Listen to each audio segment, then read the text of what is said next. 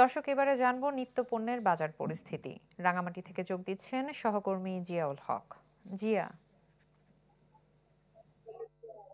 এমি রাঙ্গামাটি পার্বত্য জেলার সবচেয়ে বড় একটি বাজার হচ্ছে এই বনরূপা বাজার। সেখানে আমি এই মুহূর্তে উপস্থিত হয়েছি এবং সকাল থেকে আমি বাজারটা ঘুরে দেখেছি। এখনো আমি কিছুক্ষণ আগে ওখানকার স্থানীয় ক্রেতা বিক্রেতার সাথে কথা বলার চেষ্টা করেছি এবং যে ঘুরে যেটি দেখেছি যে সবজির যে বাজার, যে কাঁচামাল কাঁচা বাজার যেটি রয়েছে সেটি অনেকটা নিয়ন্ত্রণে আছে বলে সন্তুষ্টি প্রকাশ করেছেন এখানকার ক্রেতারা। তারা বলছেন যে যে ফুলকপি বা বাঁধাকপি বা আলু, সিম যেগুলো সেটা 30 টাকা থেকে 50 টাকার মধ্যেই পাওয়া যাচ্ছে বলে তারা সন্তুষ্টি প্রকাশ করেছে। তারা বলছেন যে শীতের শুরুতে যেভাবে দাম ছিল, তা আস্তে আস্তে শীত বাড়ার সাথে সাথে সরবরাহ বাড়ার পরেই এই দামটা আসলে অনেকটা নিয়ন্ত্রণে এসেছে বলে তারা মনে করছেন। একই সাথে এখানকার যে বড় একটি কাপ্তাই লেক রয়েছে, সেই কাপ্তাই লেকের যে মাছ, সে মাছের বাজারে ঘুরে দেখেছি যে মাছগুলো দেখার পর সেখানকার যে দাম বলছেন, যে বিক্রেতা বলছেন যে শীতকালীন সময়ে কাপ্তাই হ্রদের মাছের সংখ্যা, আহরণ সংখ্যাটা কিছু কমে যায়, তার ফলে আসলে মাছের বাজারটা কিছুটা ঊর্ধ্বগতি রয়েছে বলে তারা জানিয়েছেন। তারা বলছেন যে শীত শেষ না হওয়া পর্যন্ত এই মাছের বাজারটা